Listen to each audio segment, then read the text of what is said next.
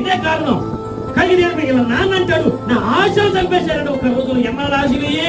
60 సంవత్సరాల నా కష్టార్జితున్న ఆశని ఒక్క రోజులో చిరిపేశారు ఒక రాత్రిలో. అది ఎంత బాధపడి. ఆశ లేనుడు ఎవడంటే, ఆశ లేనుడు కలిగి ఈ రోజున అలెగ్జాండర్కి ఒక ఆశ ఉంది.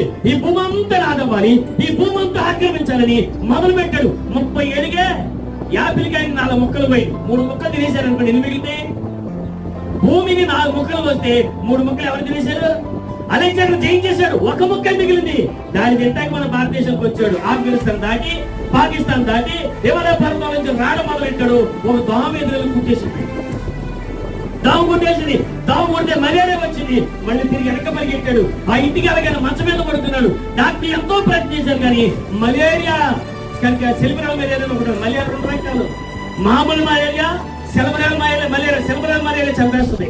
దానికి చాలా తక్కువ మంది బతుకుతారు. అది వస్తే సెల్బరల్ మలేరియా